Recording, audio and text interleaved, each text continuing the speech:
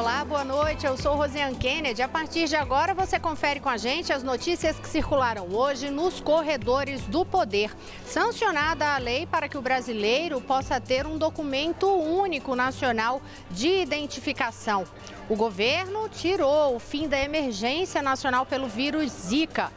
E, na Lava Jato, informações sobre a delação premiada do publicitário João Santana e da mulher dele, Mônica Moura, porque o ministro Fachin derrubou o sigilo dessas delações.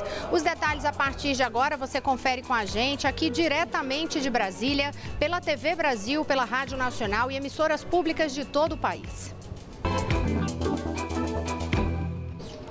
Como você sabe, aqui no nosso programa, nos Corredores do Poder, a gente traz prestação de serviço. E quando a gente fala em Rádio Nacional, mais ainda, a Rádio Nacional sempre tem prestação de serviços para você que nos acompanha. E Jéssica Gonçalves tem informação justamente sobre essa possibilidade, agora real, né, Jéssica? Porque a lei foi sancionada de o brasileiro finalmente ter um documento único de identificação nacional. Boa noite. Boa noite, Rosiane. É isso mesmo, nada de andar com aquele monte de documento na bolsa e na carteira, porque o presidente Michel Temer sancionou hoje a lei que cria a Identificação Civil Nacional, um documento único que vai reunir os cerca de 22 documentos de identificação usados no Brasil, incluindo RG, CPF e título de eleitor. Só o passaporte e a carteira de motorista CNH não vão ser substituídos pelo novo documento. A medida é para dificultar a falsificação que gera um prejuízo de 60 bilhões de reais por ano. Mas o novo sistema só deve começar a valer daqui a 5 anos, a partir de 2022, quando a Justiça Eleitoral completar o cadastro único da população. Além da foto, o documento também vai ter um cadastro biométrico, daquele mesmo que a gente fez para o título de eleitor. O relator do projeto, o deputado Júlio Lopes, do PP do Rio de Janeiro, disse que está sendo estudada a possibilidade de se instalar um chip para dar mais segurança ao documento. A nova identificação não vai ser de graça, a gratuidade foi vetada no projeto, mas, segundo o deputado, os documentos que estiverem dentro da validade não precisam ser trocados pelo novo. Rosiane. Obrigada, Jéssica Gonçalves, que daqui a pouquinho volta com outras informações, mas a gente vai falar ainda de identidade, identificação, mas em outra linha, porque tem uma decisão da Justiça em relação ao direito sobre o registro civil de transexuais. Carolina Pimentel vai explicar para a gente o que é que foi essa decisão. Boa noite, Carolina. Boa noite, Rosiane. A gente falando aí de identidade, documentos de identificação, a 4ª turma do Superior Tribunal de Justiça decidiu que os transexuais têm direito a trocar o gênero nos documentos de registro civil, mesmo sem ter feito a cirurgia de mudança de sexo. Os ministros da turma, eles entenderam que a mudança no documento, ela não pode ficar condicionada à realização de uma cirurgia e deve levar em conta aspectos físicos e psicológicos. Essa decisão da 4ª turma do STJ deve agora influenciar processos semelhantes que estão em outras instâncias da Justiça. E para o transexual pedir a mudança do gênero no documento de registro civil, é preciso entrar com uma ação na Justiça e a Justiça vai analisar caso a caso. Rosiane. Obrigada, Carolina Pimentel. A gente vai continuar nesta linha de prestação de serviços hoje, muitos serviços aqui para você, porque conversamos novamente com Jéssica Gonçalves, teve um anúncio importante aí hoje à tarde, um balanço do Ministério da Saúde e com uma notícia de que não tem mais aquela situação de emergência nacional pelo vírus Zika, né? Como é que está essa situação em termos de números do que foi apresentado hoje, Jéssica, do Aedes aegypti no país? Rosiane, mais uma boa notícia. Os casos de Zika vírus no Brasil caíram mais de 95% do início do ano até o dia 15 de abril, se comparado ao mesmo período de 2016. Neste ano, foram registradas cerca de 8 mil ocorrências, enquanto no ano passado foram mais de 170 mil. Por isso, o Ministério da Saúde suspendeu hoje o estado de emergência em saúde pública para o vírus. Isso significa que o país não preenche mais os requisitos da OMS, a Organização Mundial da Saúde, para manter o estado de emergência, como risco de contágio internacional, que não existe mais aqui no Brasil. Segundo o Ministério da Saúde, esse resultado positivo foi graças à mobilização nacional contra o mosquito Aedes aegypti, à própria mudança de hábitos dos brasileiros que se protegeram mais e à falta de chuva em determinadas regiões. De acordo com os dados divulgados hoje, também diminuíram os casos de microcefalia. Neste ano foram 230 casos. Desde o início da epidemia, em novembro de 2015, mais de 2.600 bebês foram diagnosticados com a doença causada pelo Zika vírus. Rosiane.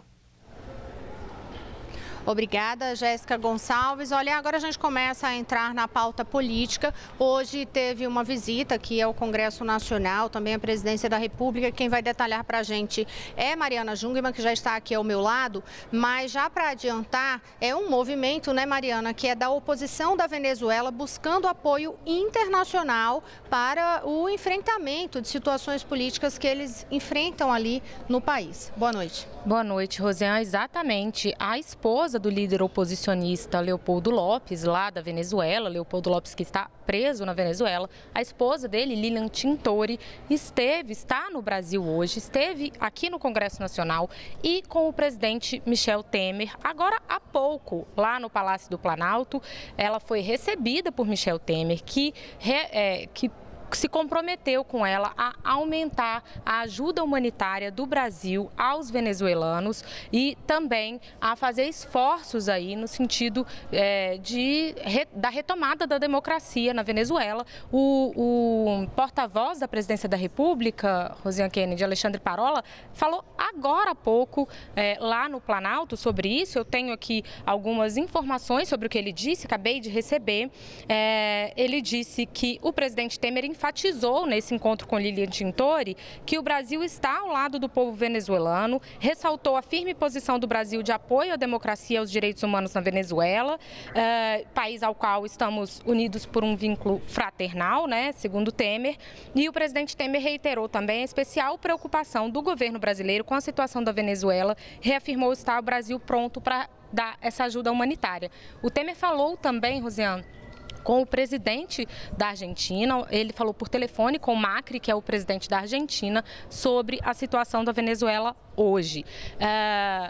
A Lilian Tintori, antes de ir ao Planalto, antes de ser recebida pelo presidente Michel Temer, esteve aqui no Congresso também. Ela já esteve em outras situações aqui e veio novamente pedir a ajuda do parlamento brasileiro no sentido de pressionar, de que o Brasil pressione a Venezuela para a libertação dos presos políticos e para a convocação de eleições no país. Eu separei aqui uma frasezinha do que disse Lilian Tintori aqui mais cedo, em encontro com o senador Aécio Neves, que foi quem a recebeu aqui no Brasil. Ela disse que o Brasil é um exemplo de democracia, independência entre os poderes e liberdade de expressão que hoje não há na Venezuela, mas que os deputados venezuelanos seguem lutando pela democracia no país. Ela disse ainda que na Venezuela o diálogo fracassou e a única solução é a convocação de eleições gerais diretas. Então, esse é o pedido dela, que os países da América Latina, Rosiane Kennedy, façam essa pressão e esse esforço no sentido de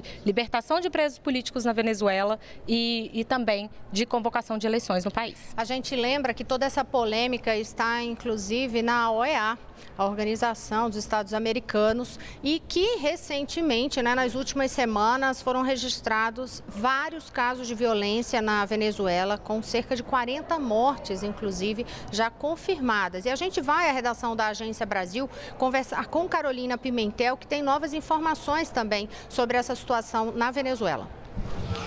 Bem, Rosiane, você falou da OEA, a Organização dos Estados Americanos, ela adiou para a próxima segunda-feira, a pedido do Equador e de vários países do Caribe, a votação da data da reunião que vai discutir a situação na Venezuela. Um grupo de países queria votar, definir essa data nesta quarta-feira, aí definir a proposta de convocar a reunião de chanceleres para o dia 22 de maio. Mas teve que adiar essa decisão por causa de um protesto de países que são aliados da Venezuela. E o representante da Venezuela não estava presente nessa sessão, isso porque no último dia 28 de abril, a Venezuela solicitou a saída da OEA. Rosiane.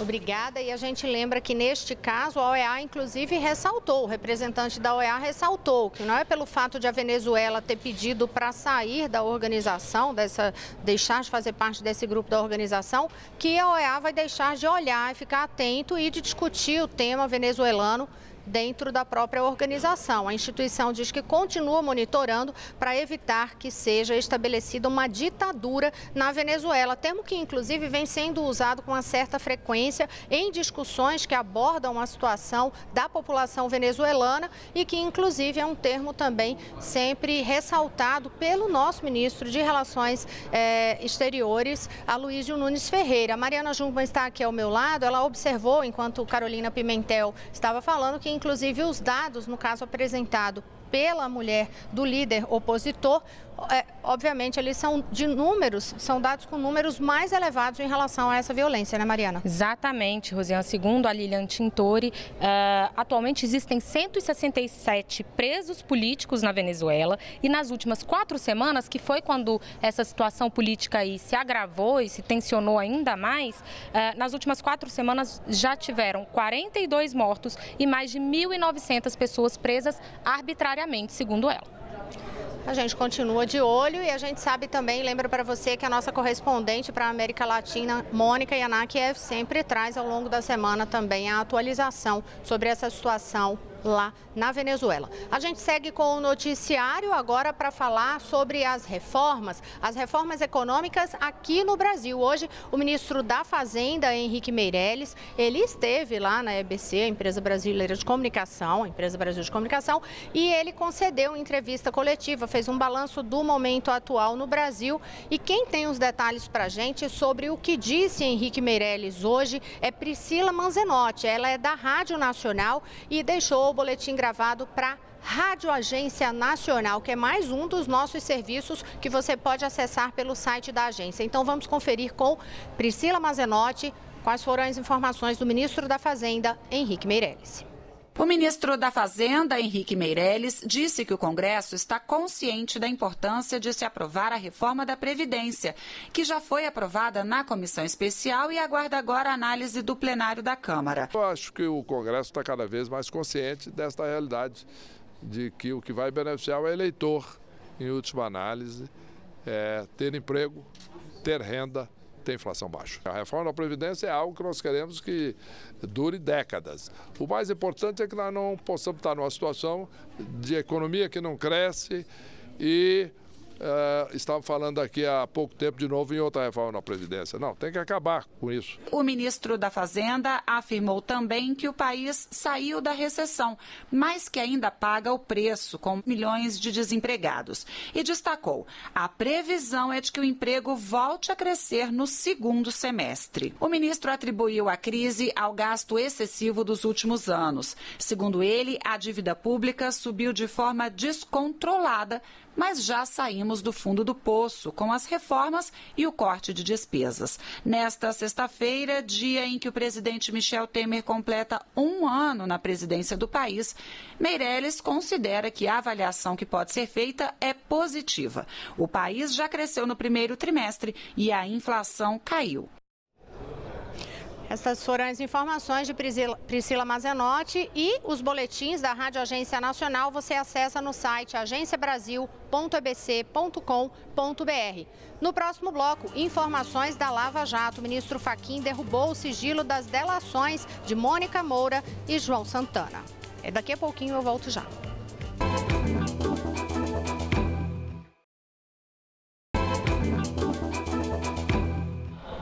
Olá, estamos de volta. Eu sou Rosiane Kennedy. Você confere com a gente as notícias que circularam hoje nos corredores do poder. A gente vai falar daqui a pouquinho sobre a Operação Lava Jato, mas antes, vamos saber o que Catiúcia Neri está preparando aí de destaque para o Repórter Brasil. Boa noite, Cati. Oi, Rosiane, boa noite. Olha, no Repórter Brasil de hoje a gente vai mostrar os depoimentos de João Santana e Mônica Moura. Daqui a pouquinho você também vai trazer os detalhes, né? Porque os sigilos das delações foi quebrado deles, né? O sigilo dessas delações foi quebrado pelo Supremo, o sigilo foi quebrado pelo Supremo Tribunal Federal. Tem ainda os detalhes do depoimento do ex-presidente Lula ao juiz Sérgio Moro nesse processo processo. Lula é acusado de corrupção e lavagem de dinheiro. Na economia, o destaque é a Petrobras. A estatal fechou o primeiro trimestre do ano com lucro de quase 4,5 bilhões de reais. O último destaque de hoje é uma ótima notícia, como você já adiantou por aí, né, Rosiane? O Brasil não está mais em emergência nacional para a Zika e os casos de microcefalia relacionados ao vírus. E tem mais desta quinta no Repórter Brasil, lembrando o horário, 7h45 da noite. Até lá. Obrigada, Rosiane. Até lá mesmo. E já para aproveitar e também destacar outros pontos na nossa programação, logo mais temos também Caminhos da Reportagem, hoje falando sobre a situação de obras inacabadas no país. Um tema importante para você ter uma noção da dimensão desse problema no país e como que isso afeta diretamente a sua vida hoje no Caminhos da Reportagem. E agora sim, sobre esse tema que a Catiúcia já ressaltou aí que a gente ia abordar, que é a derrubada do sigilo das delações de Mônica Moura e João Santana, a gente vai conversar com o repórter Pedro Henrique Moreira, que tem detalhes já sobre esta delação. É um material muito extenso, né, Pedro? Mas já deu para dar uma olhada em vários pontos. O que é que já deu para perceber, por exemplo, do que disseram os marqueteiros em relação às últimas campanhas presidenciais? Boa noite. Olá, Rosiane, boa noite para você, boa noite a todos. Realmente é uma documentação extensa. Posso dizer que os colegas da EBC de todos os veículos estão numa força-tarefa aí para ler tudo a tempo de trazer os detalhes aí para os ouvintes, telespectadores. João Santana e Mônica Moura cuidaram, né, da parte do setor de propaganda do marketing das 3 últimas campanhas presidenciais do PT. Em 2006, quando foi candidato o ex-presidente Lula, e 2010, 2014 já campanhas da ex-presidenta Dilma.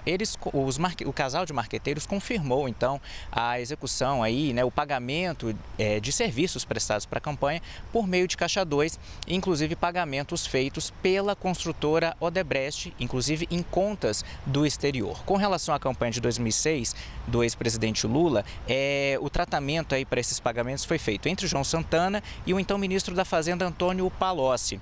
Já em 2010, quem intermediou esses contatos, esses pagamentos, foi mais uma vez Antônio Palocci e João Vacari Neto.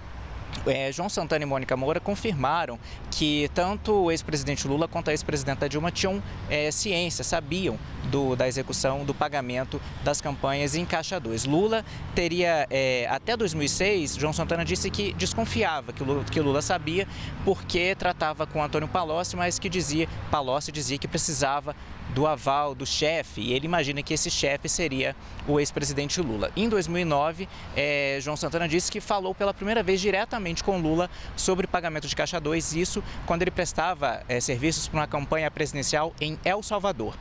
E com a ex-presidenta Dilma, João Santana disse que tinha uma intimidade maior e que tratou sobre o assunto com ela mesmo no primeiro mandato. Rosiane. Ô Pedro, e em relação a essas tratativas, saiu uma revelação aí dessa delação que eles tinham até uma forma de comunicação direta ali também, mas disfarçada. Rosiane, em 2014, no final de 2014, a Operação Lava Jato já estava em andamento, de acordo com o casal. A ex-presidenta Dilma já tinha ganhado a eleição para o segundo mandato. E, segundo João Santana, a ex-presidenta mostrava preocupação com possíveis revelações de Marcelo Odebrecht. E que João Santana e Mônica Moura estavam no exterior, atuando em campanhas no exterior já no final de 2014. E eles receberam da presidenta Dilma, segundo eles, uma orientação para que permanecessem fora do país. E caso ela precisasse entrar em contato com eles, isso seria feito por meio de uma conta de e-mail que foi criada com essa finalidade. Um e-mail em que eles escreviam ali na pasta de rascunhos, né? Os e-mails não eram efetivamente enviados, todos tinham a senha e conseguiam acessar esse e-mail para ler as mensagens na pasta de rascunhos. Rosiane. Já deu para identificar alguma informação dos marqueteiros a respeito das relações com aquela Dilma bolada? Exatamente, Rosiane. Eles também citaram essa página, né, do Facebook que prestava homenagens, né, de forma humorada à ex-presidenta Dilma. Em 2014, no meio da campanha presidencial, a página foi retirada do ar pelo mantenedor, né, pelo autor da página. E aí, isso, de acordo com os relatores, isso desagradou muito a ex-presidenta Dilma, que pediu que a empresa deles, né, que prestava serviços para a campanha, intermediasse, tratasse do assunto, fizesse com que a página voltasse ao ar. e a Mônica Moura disse que fez contato então com o autor da página e fez um pagamento a ele, o Jefferson Monteiro, para que ele retomasse as atividades, e a página então foi recolocada no ar. Na época a página tinha 1.400.000 seguidores, Rosiane. Alguma declaração já que você tenha conseguido identificar a respeito das relações com os senadores? Sim. Revelações referentes a senadores do PT, por exemplo, o senador Delcídio do Amaral, na campanha dele de 2002, teria exigido que parte do pagamento dos serviços, né, que eles prestaram fosse feito por meio de Caixa 2 no exterior, cerca de 2 milhões de reais. No caso da atual senadora Gleisi Hoffmann, do PT, na campanha dela em 2008 para a Prefeitura de Curitiba, de acordo com os relatores, 4 milhões de reais foram pagos também por meio de Caixa 2. E com relação à atual senadora Marta Suplicy, que hoje está no PMDB, na campanha dela de 2008 para a Prefeitura de São Paulo, cerca de 10 milhões de reais teriam sido pagos também por meio de Caixa 2, Rosiane. Eles já manifestaram alguma resposta, Pedro? Rosiane, a gente ainda tenta contato com a maioria dos citados. No caso da defesa da ex-presidenta Dilma, ela disse que não conhece o conteúdo das delações. A defesa reclamou, disse que tinha pedido a quebra do sigilo dessa delação há mais tempo ao ministro Edson Fachin e disse que a defesa se sentiu prejudicada naquele processo que corre no Tribunal Superior Eleitoral, que pede a cassação da chapa Dilma Temer. A defesa se sentiu prejudicada por não ter tido acesso a essa delação antes. Mas a defesa dela reafirma que as informações são inverídicas, que o casal mentiu e que confia na justiça. Já Jefferson Monteiro, que é o autor da página de uma bolada no Facebook, a gente não conseguiu contato direto com ele, mas ele fez uma postagem no Facebook, também de maneira irônica, até disse que vários veículos de comunicação atribuem a ele pagamentos, né, de propina, e que ele quer saber aonde que retira esse dinheiro porque está com o aluguel atrasado e o telefone cortado.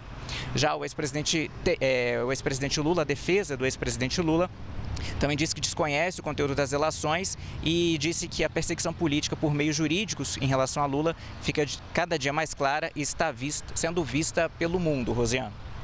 Obrigada, Pedro Henrique Moreira. Olha, por falar do ex-presidente Lula, a gente lembra que ontem ele depôs lá em Curitiba ao juiz Sérgio Moro. O ex-presidente Lula, que é réu em 5 processos, 3 deles na Lava Jato. O depoimento ontem durou 5 horas e Lula negou todas as acusações contra ele. Agora a gente vai saber detalhes do que disse o ex-presidente em relação a essas acusações que ele estava respondendo ontem. A gente vai saber isso e também quais são os próximos passos do processo, conversando com Daniele Popov, nova integrante aqui nos Corredores do Poder. Daniele, muito bem-vinda. Boa noite.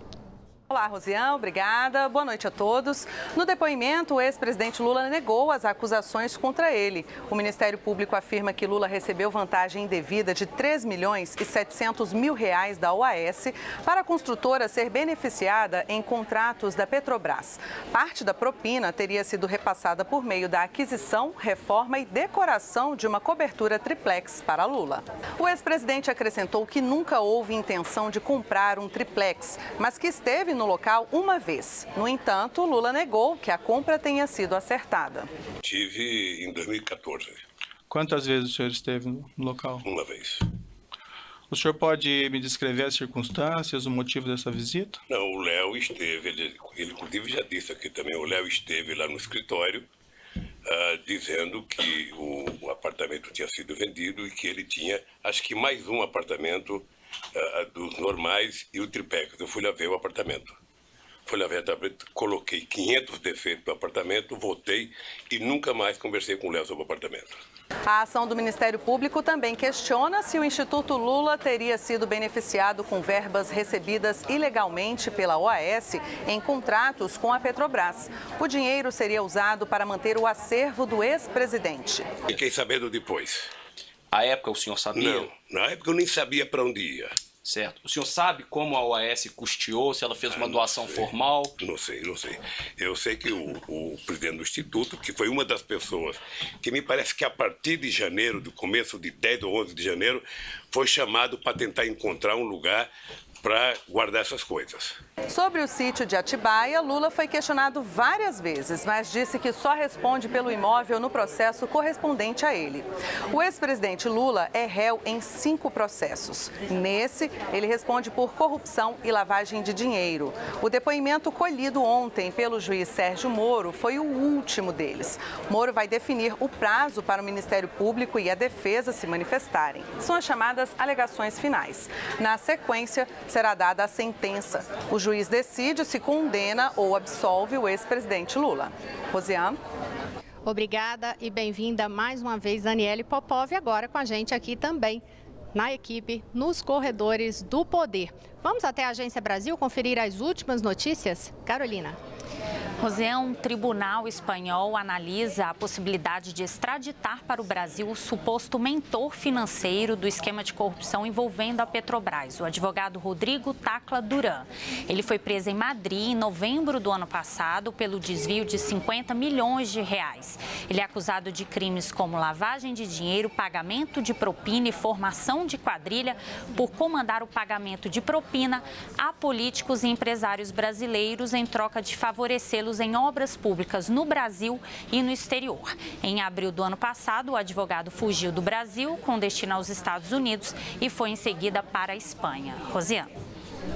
Obrigada, Carolina Pimentel. E olha, eu estava aqui do lado já conversando com Mariana Jungmann, que está preparando um material para trazer para vocês amanhã a respeito do período, os 5 anos de vigor aí da Lei de Acesso à Informação. Você está preparando um material detalhado e vai contar amanhã, né, Mariana? Tudinho sobre os 5 anos da Lei de Acesso à Informação amanhã.